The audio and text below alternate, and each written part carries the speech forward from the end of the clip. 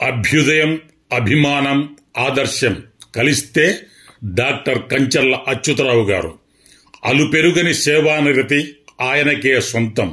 4-5 కాదు, 10 కాదు, దాదాపు 20 సంవత్సరాల నుండి తన ఉపకార్ చారిటబుల్ ట్రస్ట్ ద్వారా అనాథలకు, అభాగ్యులకు, కష్టాల్లో ఉన్నవారికి ఆయన అందిస్తున్న సహాయం వెలకట్టలేనిది.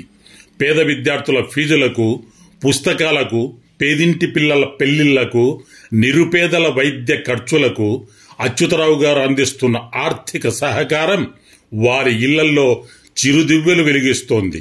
అంతేకాదు, కళాకారులను ప్రోత్సహిస్తూ, సాంస్కృతిక కార్యక్రమాల నిర్వహణకు సహకరిస్తూ, మరోవైపు క్రీడాకారులకు చేయూతనందిస్తూ క్రీడల నిర్వహణకు ఆర్థిక సహకారాన్ని అందిస్తూ, ఇంకోవైపు దైవ సంబంధిత కార్యక్రమాలకు కూడా సహకరిస్తూ ఆ భగవంతుని పట్ల తనకున్న భక్తిని చాటుకున్నారు.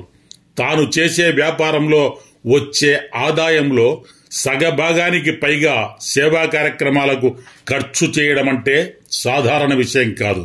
అచ్యుతరావు గారు ఇంత పెద్ద ఎత్తున సేవా కార్యక్రమాలు చేస్తున్నారు కాబట్టే చంద్రునికో నూలుపోగు మాదిరి డాక్టరేట్ పొందారు.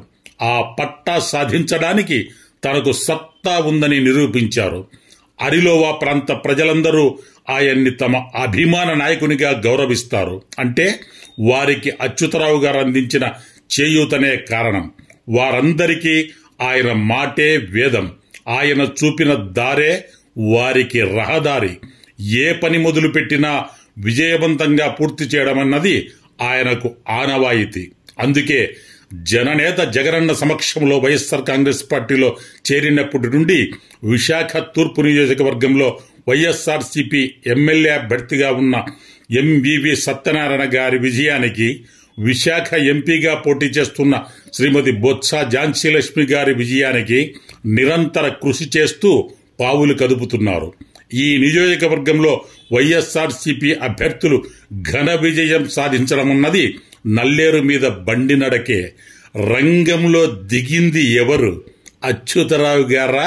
మజాక? అద్దిరిపోవాల్సిందే. బంపర్ మెజార్టీ రావాల్సిందే. అంతే, తగ్గేదేలే.